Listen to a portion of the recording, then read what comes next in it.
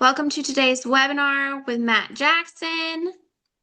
You all are early birds. Thank you for that. So real quick, just a reminder, the TWI and CAUTA Summit will be in 2026 in April, and it will be at the IMMI Conference Center in Indiana.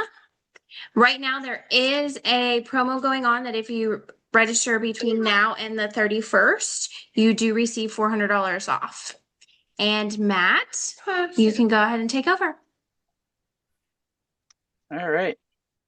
So good afternoon, everybody. Give me 1 second because I clicked on something and now let me make sure my screen is still on, right? I can still see your presentation. Gotcha. Okay. Sorry about that. All right. So this afternoon, I just wanted to take a few minutes to thank Jim and Skylar and everybody at Lean Frontiers for asking me to lead this talk this week. So our approach to job instruction here at at Church and Dwight York has had its ups and downs, and I just kind of wanted to give everybody a quick background on how things have been going and what you can hopefully take away from practicing JI at your own companies and facilities. If you're depending on where you are on your TWI journey. So this is just a way to change your approach to practicing JI if you start to run into problems. So a little bit about myself for anybody who I'm not familiar with. I see Tony Burns is in attendance. Welcome, Tony. So my name is Matt Jackson. I'm the training coordinator for Church and Dwight. I lead the training in our York, Pennsylvania facility. So a little quick background on myself. I finished. I had my starting career in the U.S. Marine Corps. I joined up after 9/11. Got out in 2009. Kind of wish I stayed around because I'd be pushing up on retirement right about now, but had different plans in mind. So um, then I received a bachelor's in public policy from Penn State. Looked at job opportunities, prospects, and things like local and state government. Most of those jobs required unpaid internships. I said, I have a wife and a mortgage. I need to get paid, right? So I started in manufacturing, working at Church and Dwight in 2015. And then I received a second bachelor's in supply chain management from Bellevue University back in 2018. That's what allowed me to move into the front office suite. I was promoted to our training coordinator position in 21, and then I became certified in TWI job instruction back in 2022. And currently, right now, I'm 6 more classes left till my MBA is finished in the spring, hopefully. All right, so a little bit about Church and Dwight. Who are we? What do we do? So anybody on the chat who's not familiar with what Church and Dwight is, if you think of the brand Arm & Hammer, that's probably our most recognizable brand that we have in our manufacturing suite. So our York facility is one of the largest facility, I believe, and maybe the largest facility in the United States. We're a little over 200 acres. We built it back 16 years ago, so we have a little bit over 1 million square feet under roof. 650,000 square feet is our DC for East Coast distribution, and we have about 450,000 square feet in manufacturing. We're currently around an 800 employee count. We run seven lines in our production facility, 5 liquid laundry detergent lines, 2 cat litter lines, and then we do have a vitamin line that we run also in our VMS department. So we are a 24-hour a day, 7-day a week operation. So a lot of different moving parts, a lot of different individuals who need to be trained. So really quickly, why we decided to get involved with TWI and job instruction. So obviously we're a large site with over 800 people. We always have staffing challenges, hiring people who've never worked in a manufacturing facility before. Biggest reason we saw an opportunity with JI was cutting down on shift to shift variability. So we currently employ 7 different shifts. We have mornings, afternoons, overnights, and then we also have 2 different weekend morning shifts, 2 different weekend night shifts. So we have 7 rotations, a lot of people moving from shift to shift. And the first thing you always hear is, well, that's not the way we do it on our shift. And our biggest area of opportunity to improve was we didn't have clear standards in place for our people. Previously, we tried to employ the standard training mantra of, learn as you go, hope for the best. Basically, placing somebody with a new employee with a seasoned employee and just watch what that person does, and hopefully you'll pick it up. We really quickly, as a company, realized this isn't an effective way to train people. So we had to start to really explore our options. What's a way we can get towards standardized training? And back in 2022, 21 and 22, I believe Tony and his site out in Washington started dipping into TWI and seeing the benefits that JI could provide. So we at York said, hey, how do we get on board with that? So in 22, I got my 10-hour job instruction certification, and then the TWI Institute actually certified me to do the trainer development, the 40-hour course, so we could hold individual classes at the site. And we really sat on that for probably 8 to 9 months. I didn't lead a single class. We were caught up in so many other projects at the site, and I could say for anybody who's looking to implement or start to practice JI at your facilities, don't let those skills lapse. As soon as you get that trainer developed at your site, start scheduling classes right away, because that really hindered us and kind of held back our ability to really grow in those 9 months. Obviously, it's like any other skill, like we teach in the 10-hour JI. If you're not utilizing that tool, it's going to lose its durability. So 2023 is when we really got started with our JI practice.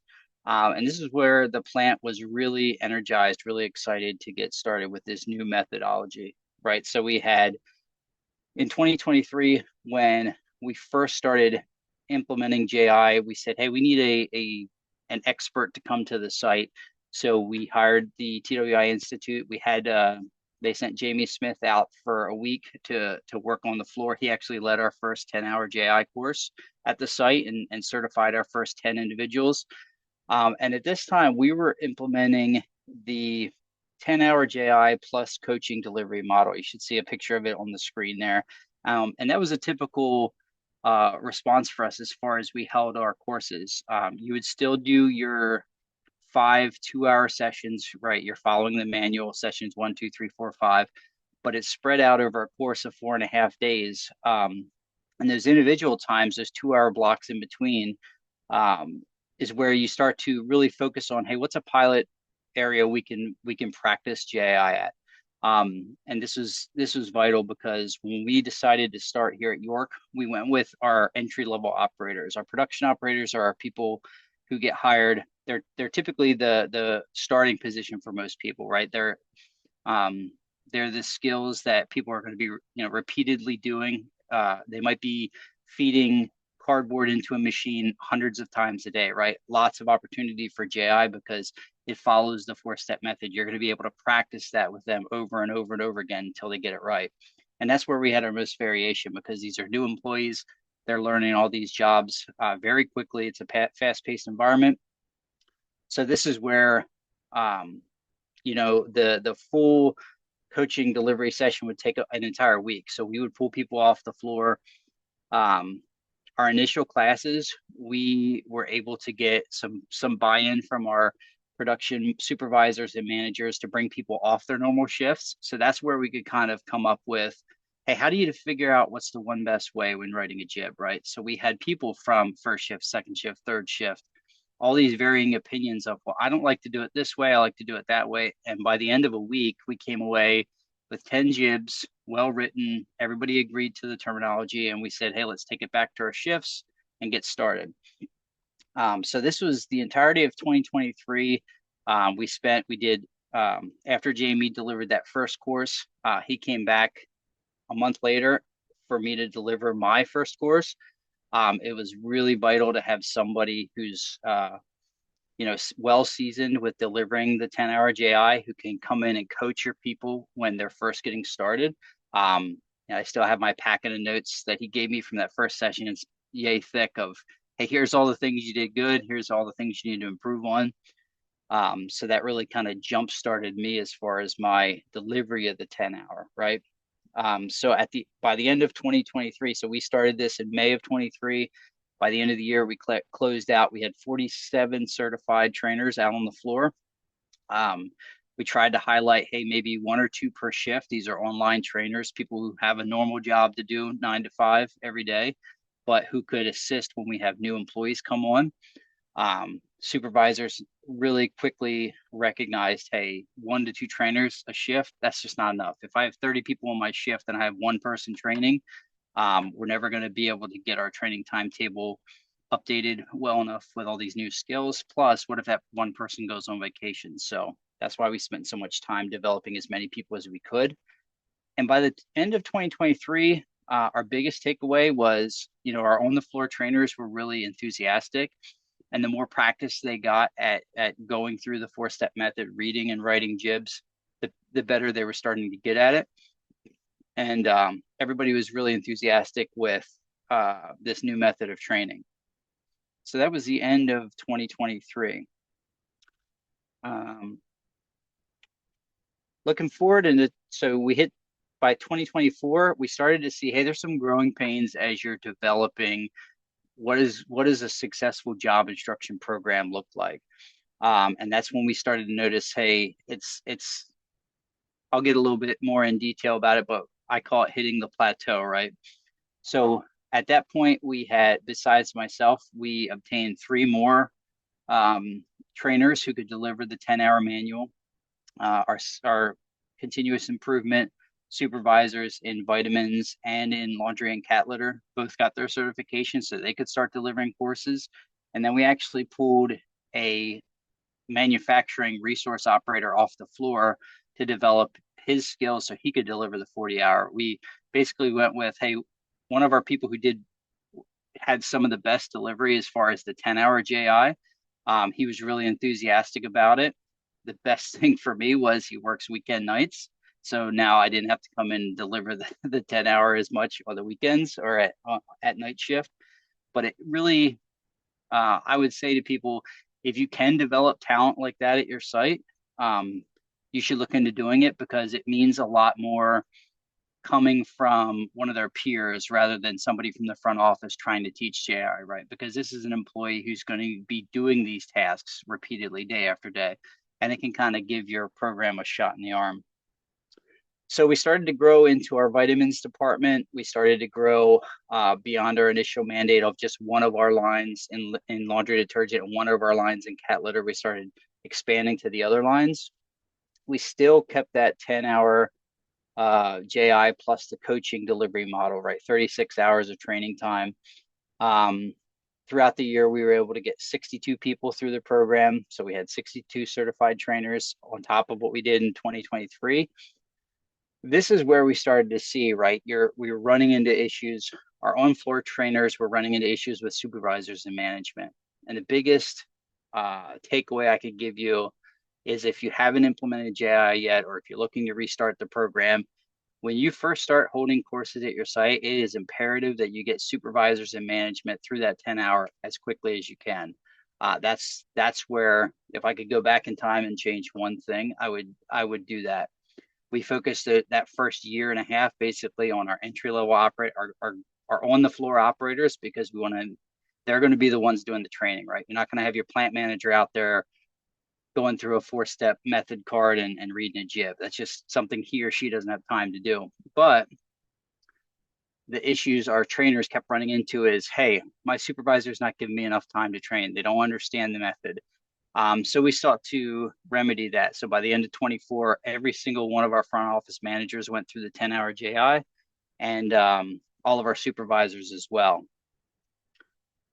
The last thing I'll touch on with 2024 is this is where we started to see momentum starting to slow, right? There's only so many hours in a day that your people who can deliver the 10-hour JI can dedicate to that, right? Everybody else has other jobs to do as well. This is where I would start to say it's vital to have, a solid operations manager or distribution manager who's going to see the value of the program and continuously want to pull in resources, right? So this is where we were still operating on more of a push system. We were, I would put out a yearly schedule. Hey, I'm looking to do a class every month or every 6 weeks.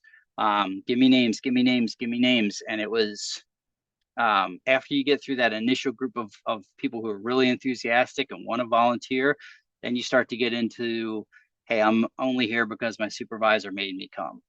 So you want to start to develop a different strategy. So this is where I started to realize, hey, 2024, we continue to grow, but our program's starting to level off, right? We're not getting a lot of new people who are interested. Some of the people who were super interested ran into those headaches, right, with supervisors and managers who didn't understand the program. We needed a new strategy of how are we going to reinvigorate JI. So the biggest thing that we look to is, hey, let's get back to the basics.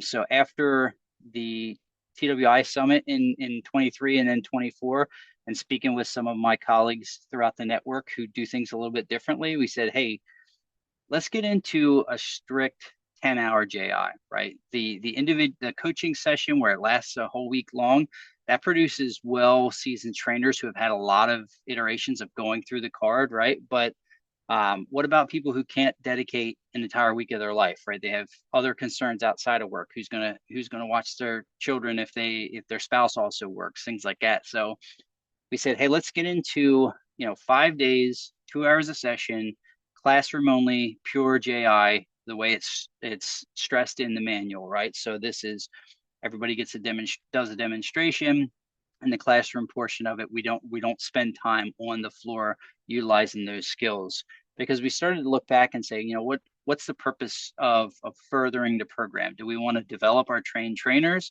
or do we want to create better learners? This new approach was, speaking with my individual manager and some other people throughout the network, we said, hey, our trainer development focus should be on the quality of trainers, not how many we have. Quantity is not as important as people who can really develop their talents and deliver a solid experience with the 4-step method. So we started to say, hey, about every month, every other month, I want to hold a 10-hour course. Just put the schedule out there to the entire facility. Hey, if you're interested in the program, here's what it is. At this point, it really helped that we received a new operations manager who set a precedent for his team and said, I want every single person who works for me to at least go through the 10-hour. They don't have to become trainers, but it's going to make them better learners. Everybody on my team, I want them through it. So that's when we started to get more of a pull system, right? People saying, hey, I know this is coming. I want to get out in front of it. When's your next class? And this is where in 2025, we can talk about, how's it going so far? So this year, we've had ups and downs. Unfortunately, we've had not as many courses as I wanted to do, but every one of my courses has been really meaningful, and that people have actively been interested in it. This is the first year where I've had people coming to me, hey, when are you holding your next TWI class? So that's been really invigorating as far as a trainer. So we put 34 people through the program. We started focusing on, hey, coaching with individual trainers. We still have people on the shop floor who are delivering the 10-hour or who are, delivering the job instruction breakdowns with new employees. Hey, what do you need to make your life better? Are the jibs written well enough? Do you have all the resources you need and things like that? This is where we started to branch out and try to assist some of the other sites with 10-hour JI. So one of the individuals in the middle there, Tyler, he's from our Colonial Heights plant. He's going to be their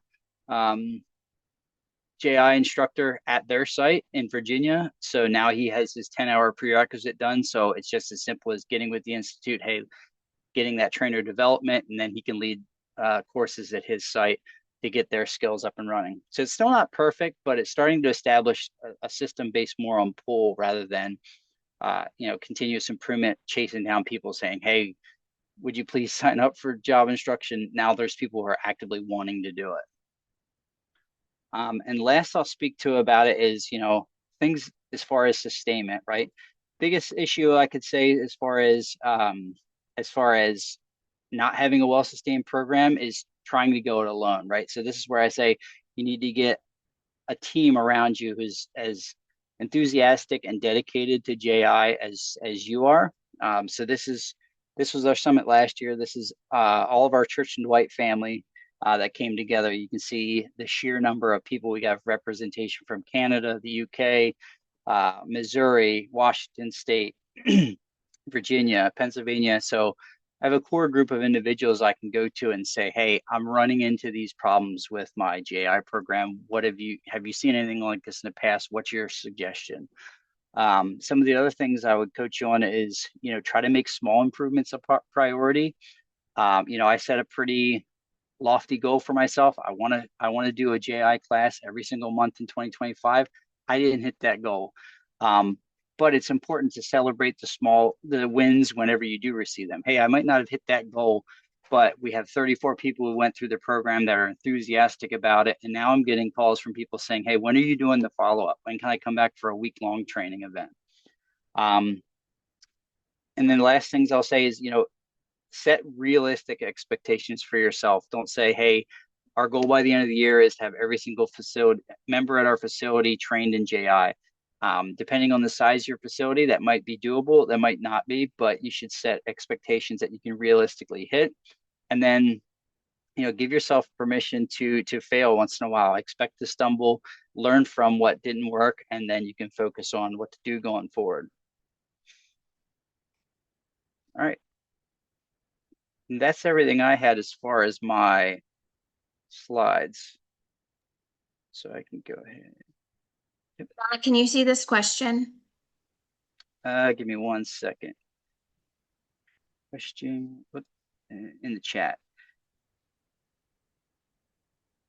We have one in the chat and then one in Q&A.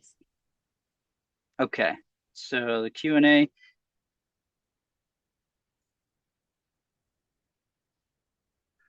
So I would say, looks like Laurel, thank you for that question. So the impact of shifting from a floor-based model with coaching to real-world jibs to the shorter classroom-based model.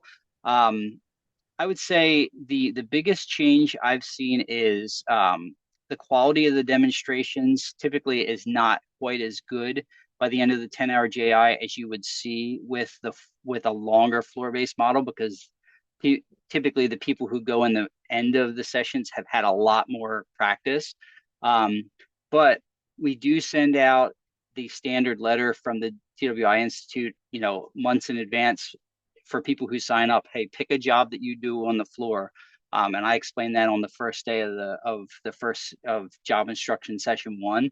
Hey, don't pick, folding a t-shirt or making a puzzle. Pick something you do on a daily basis and bring those materials to class. Now, obviously, you can't bring big, heavy machinery into your classroom, but there are tons of tasks, at least at our site, that people do on a routine basis. Maybe it's something as simple as recycling cardboard. They'll bring in a bunch of boxes and they'll practice writing a jib on how to properly dispose of them. So I would say that was our biggest change, is the demonstrations aren't usually quite as good as they are with a longer process. But other than that, we do see a good amount of transition from that on the floor-based training to strictly in the classroom. Looks like we also have a question. Says, are the tasks you're training on highly repetitive? However, you and your JI trainers approach training for processes with high variability or long cycle times. So typically, this is where at York, we're not as far along on our journey as we could be as far as tasks that require high variability, things like full size changeovers. Most of the tasks that we train on are repetitive in nature, right? That's why we started off at our production operator level. These are tasks people do dozens, if not hundreds of times a day. As far as getting to processes with high variability or long cycle times, that's where the manual has a lot of good information at the back of it, where it speaks of breaking down long processes into several jibs, right? So a good example, we had a process of changing over caps when our laundry detergent sizes changed. They use different size caps for the bottles. We went out and tried to write a jib for that. It was 14 important steps. We really quickly realized, watching individuals do the task, hey, this is really 2 jobs. Running out the old caps is its own jib, and then installing the cap chute to put the new materials in, that's its own jib. This is an instance where you train the one and then you'd immediately train the one after that. So I would train a new person. I'm going to teach you how to run out the old. Now that you've learned that and we've practiced it several times, now I'm going to teach you on how to run out the new. And you fill those back to back. Monitoring effectiveness or progress of training being performed on the floor, that's where you go to the training timetable. So typically what we did, it's not as successful as it once was, but we started doing routine audits. So we would have individuals, usually from management and supervisory roles, that would go out on the floor. I created a quick Microsoft form. You would type, you could do it on your cell phone or a tablet, but you would go out there, a supervisor would look over the training timetable, for a specific task. Maybe we would assign you an area. Hey, go observe somebody loading the case former. They would go out to the site and just kind of watch somebody as they do their job. I personally would never announce that I'm going to audit because sometimes it can make people nervous. I just stand off in this corner and watch them do their job for a few minutes. Obviously, if there's a major safety concern or a quality defect call out, you would ask them what they're doing and have a conversation. But we would audit the process and see, okay, if somebody's performing this job exactly the way it was described in the jib, then you start to see, hey, this jib is effective because people are routinely performing the job the same way. Looks like Brianna also asked, how do you ensure trainers are actively using the tool continuously? This is where myself, I check in with individual trainers on a fairly regular basis. Just go out to the shop floor, ask them if they're getting the opportunity to train. One big concern we had and we still run into is supervisors tend to want to use their strongest trainers repeatedly, right? So if you have a large program with a lot of certified trainers, that's where it's important to have communications with supervisors to say, hey, make sure all your people are getting repetitions, right? Because the longer they don't use it, the quicker it goes away.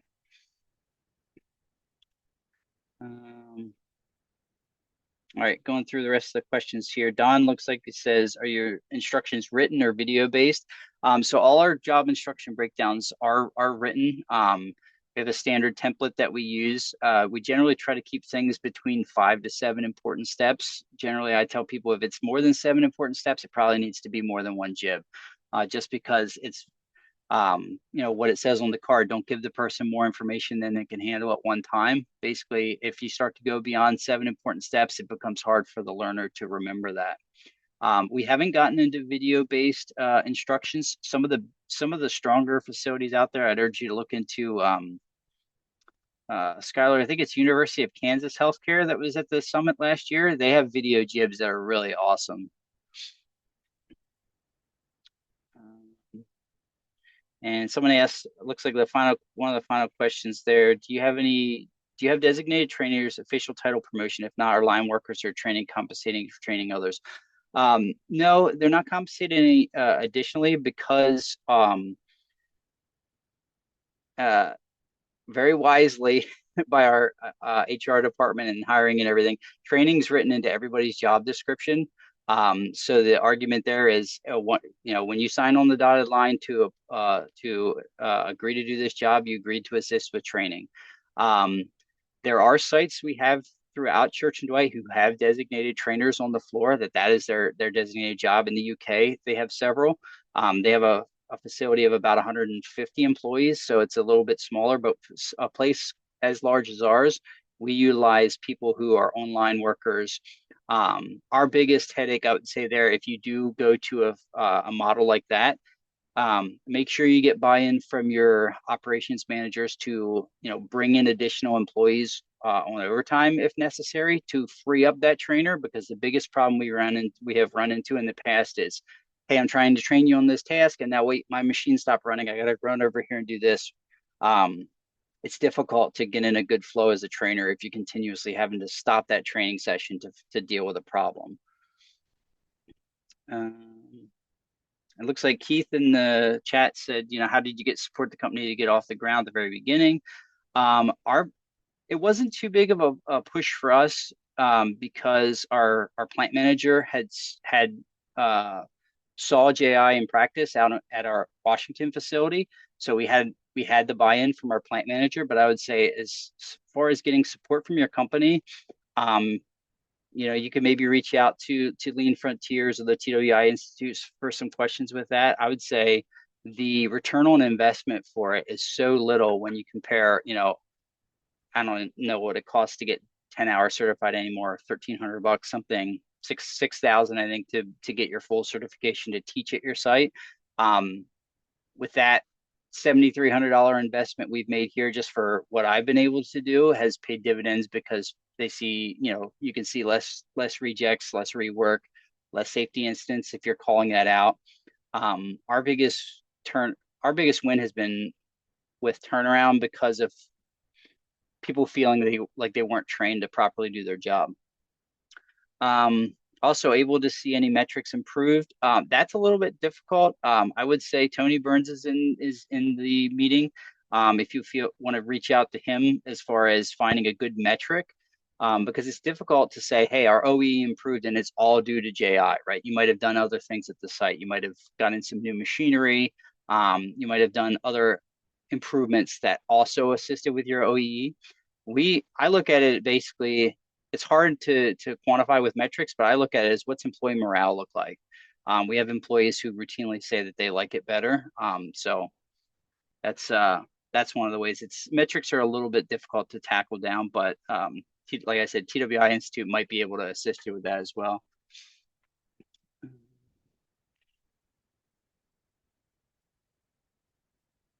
And April said, in a manufacturing company, not all equipment fits the TWI criteria. How do we move forward with step 2 and 3? So there's some really good resources at the back of the delivery manual that talks about long operations or things.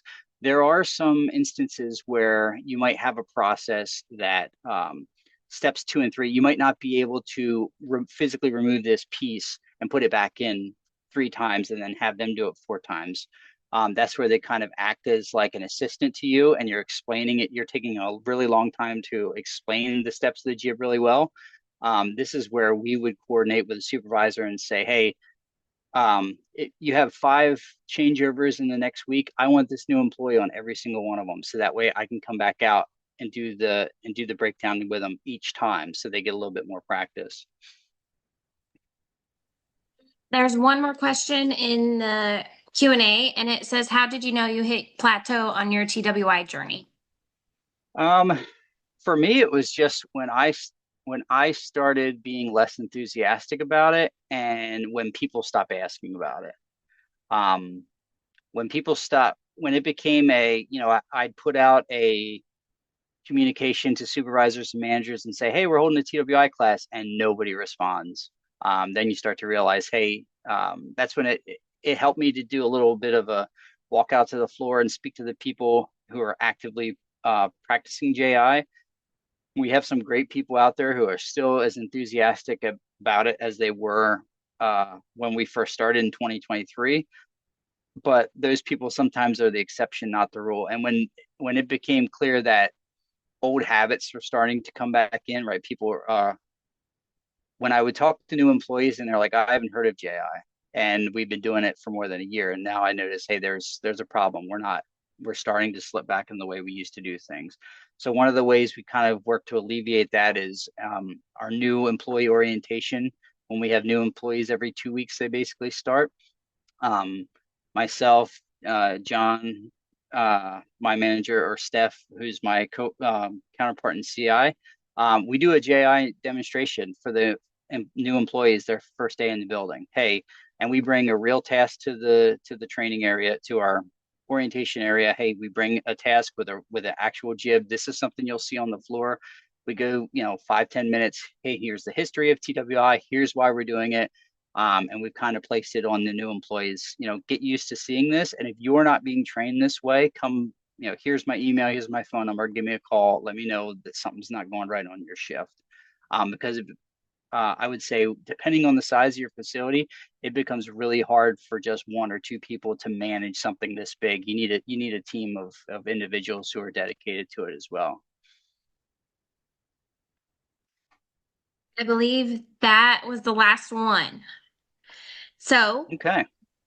awesome. Thank you so much, Matt. Thank you to everybody who submitted their questions. That was awesome. Um, I do have Matt's presentation, so you will receive a link from me within 24 to 48 hours. That is the recording. Matt, thank you again so much. We will see everybody soon. Bye bye.